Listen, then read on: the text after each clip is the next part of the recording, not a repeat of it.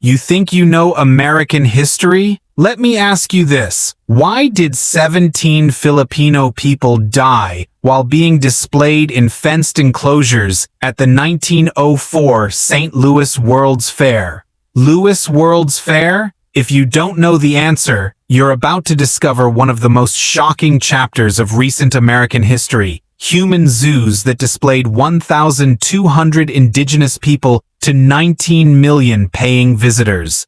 Friends, we've been fed a sanitized version of our past. The same fair that debuted ice cream cones and X-ray machines also featured anthropologist William McGee's living exhibition of evolutionary stages of humanity. Indigenous people were purchased, transported across oceans, and forced to live in mock villages where scientists conducted tests on them to prove white superiority. This isn't ancient history. It continued in various forms until the 1950s. The grand spectacle: how scientific racism built human zoos. Have you ever wondered how respected scientists justified putting humans in cages? This wasn't the work of carnival barkers or circus showmen. Behind the 1904 St. Louis World's Fair human exhibitions stood William McGee, a figure of impressive scientific credentials who served as the acting president of the American Association for the Advancement of Science. McGee wasn't operating at the fringes of scientific thought. When he designed the human exhibitions as head of the anthropology department for the World's Fair, he was implementing ideas fully embraced by America's scientific establishment. His vision reflected the mainstream anthropological thinking of his era, a worldview that neatly categorized humans into supposed evolutionary stages, with white Europeans conveniently positioned at the summit of human development. The disturbing reality is that these human zoos weren't hidden away or disguised as mere entertainment. They were proudly marketed as scientific exhibitions, with McGee personally arranging for indigenous peoples to be displayed in fenced-off mock villages. Visitors could observe these human specimens in what were presented as authentic habitats, all under the guise of education and scientific enlightenment. The scientific racism of the era drew particularly warped inspiration from Darwin's theories. German Darwinist Ernst Haeckel created influential evolutionary charts that depicted a clear hierarchy of human value. These visual representations positioned Teutonic males at the top of human achievement, while placing Africans just one rung above apes. Haeckel's work wasn't dismissed as fringe science. It profoundly shaped American anthropological thinking and provided a veneer of scientific legitimacy to deeply racist ideologies. What's particularly chilling is how the dehumanization extended beyond theory into practice. Some scientists arrived at the fair with the explicit intention of collecting specimens, including the brains of any indigenous peoples who might die during their time on display. This grotesque research agenda reveals the complete objectification of the exhibited individuals, treating them not as humans, but as biological curiosities to be dissected and studied. Over 4 million visitors passed through these exhibits during the fair, subjecting the indigenous peoples to relentless scrutiny. Fairgoers stared, pointed, and even poked at the displayed humans. Some were forced to participate in humiliating activities specifically designed to showcase their supposed biological inferiority, all while prestigious academics looked on approvingly. The institutional weight behind these exhibitions cannot be overstated. Professors from America's most elite universities, Harvard, Princeton, Columbia, lent their authority to the racist classifications being presented. Their endorsement transformed what might otherwise have been seen as exploitative entertainment into seemingly legitimate scientific research. What makes this history particularly unsettling is how thoroughly it was accepted. These weren't secretive activities carried out by rogue individuals. The classification and display of humans as evolutionary specimens took place right in the open, sanctioned by the highest scientific authorities in the nation. The fair's anthropology section, with its living human exhibits, represented the cutting edge of scientific thinking about human development and racial difference. Inside the Philippine Village, America's colonial trophy. Think about this. When America defeated Spain in 1898, they didn't just gain a territory, they acquired a trophy they were eager to display. The Philippine Village at the 1904 Street Louis World's Fair wasn't merely another scientific exhibition, it was imperial propaganda on an unprecedented scale. The American government poured $1.5 million, equivalent to a staggering $35 million today, into creating what would become the fair's centerpiece, human display. This wasn't a small-scale operation. Spanning 47 acres, the Philippine Village housed nearly 1,200 Filipinos who had been transported across the ocean specifically for this exhibition. What makes this particularly disturbing is how carefully engineered the entire display was to justify America's colonial ambitions. The village was meticulously designed to present a visual argument for imperialism, one that millions of ordinary Americans would witness firsthand. The exhibit architects created a deliberate contrast between different Filipino groups. On one side stood those who had adopted Western clothing, education, and customs, portrayed as civilized examples of successful American influence. On the other side were those displayed in traditional attire and housing, presented as primitive and in need of American guidance. This visual hierarchy wasn't subtle. It was a walking, breathing argument for why American colonization was supposedly necessary and beneficial. Among the most popular attractions were the Igorot people, who were subjected to particularly degrading treatment. Anthropologist Albert Jenks actively promoted them as the most uncivilized tribe in the Philippines, a label that reinforced their status as specimens rather than human beings. Visitors flocked to see them, often behaving as if they were observing animals in a zoo rather than fellow humans. The reality for those on display was grim. Fairgoers subjected the Filipinos to continuous staring, poking, and harassment. Many were forced to perform traditional ceremonies on demand, not as cultural exchanges, but as entertainment for paying customers. Their humanity was consistently denied as they were reduced to living exhibits, their worth measured by how well they could satisfy the curiosity of white audiences. The physical toll was devastating. St. Louis weather proved harsh for people accustomed to tropical climates. Combined with inadequate nutrition and unsanitary conditions, the environment became deadly. Over the course of 7 months, 17 Filipinos died.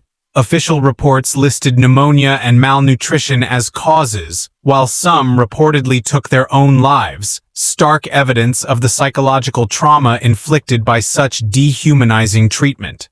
What's particularly chilling is how newspapers and promotional materials celebrated the exhibit. Rather than acknowledging the suffering, they emphasized the exotic nature of the displayed individuals.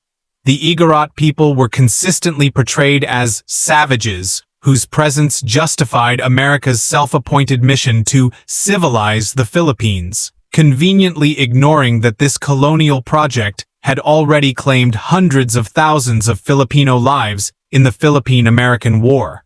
Despite the human cost, fair organizers deemed the Philippine Village an unqualified success.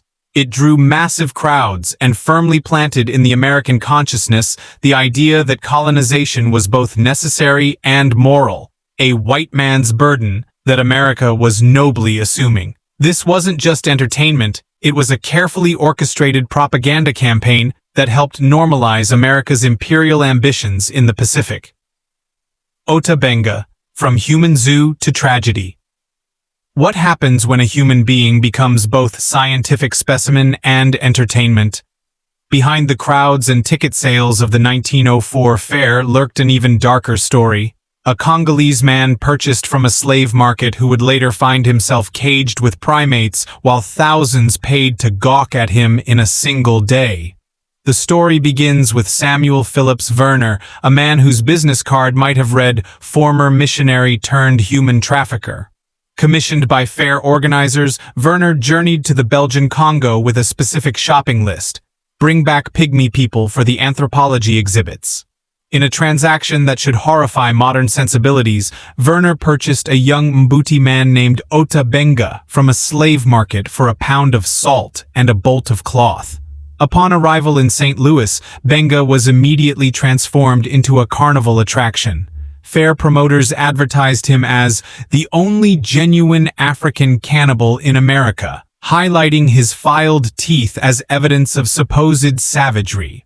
Visitors paid a nickel for the privilege of staring at him, completely untroubled by the ethical implications of their entertainment. But Benga's story didn't end when the fair closed. In 1906, Werner brought him back to America, this time depositing him at the American Museum of Natural History in New York. While initially permitted to wander the museum halls, this limited freedom wouldn't last. The museum's director soon tired of Benga's presence and arranged his transfer to the Bronx Zoo. This is where his exploitation reached its most dehumanizing depths. Zoo director William Hornaday placed Benga in the monkey house alongside a chimpanzee. A sign informed visitors of the main attraction, the African pygmy, Ota Benga, aged 23 years, height 4 feet 11 inches, weight 103 pounds. Hornaday added insult to injury with a cage decorated with bones to suggest cannibalism, despite no evidence Benga had ever engaged in such practices. When questioned about the exhibit's morality, Hornaday offered a defense that perfectly captured the era's twisted logic. Benga was much more intelligent than many white men I have known, he claimed, while simultaneously refusing to end the display. The spectacle drew an astonishing 40,000 visitors in a single day, each paying to witness human degradation dressed up as science.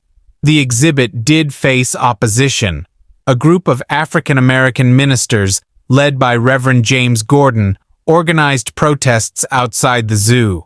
"We do not like this exhibition of one of our race with the monkeys," Gordon declared. "We think we are worthy of being considered human beings, with souls."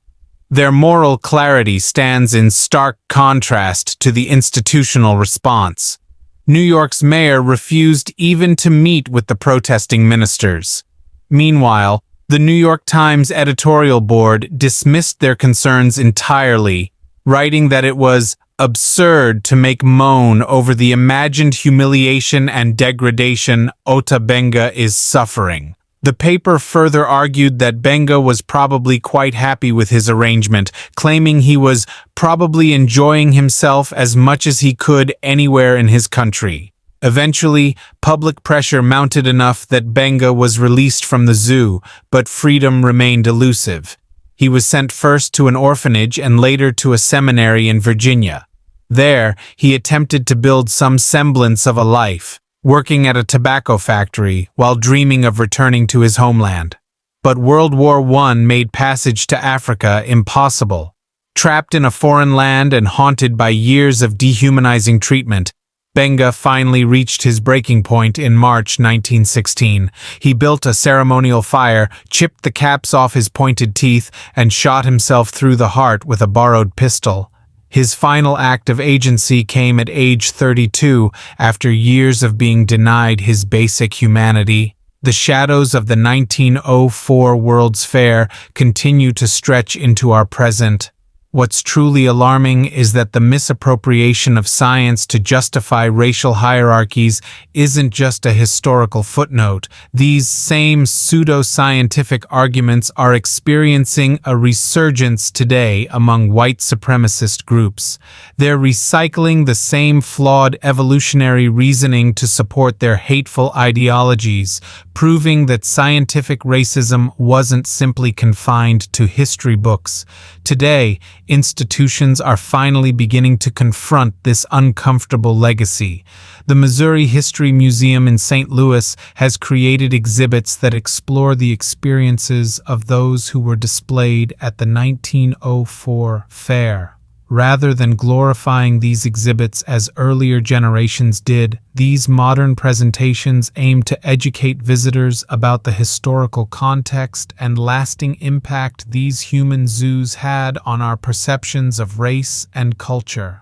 The next time you hear someone dismiss racism as merely individual bias, remember this wasn't just fringe thinking. It was once promoted as scientific fact by America's most esteemed institutions. Perhaps we should ask ourselves, what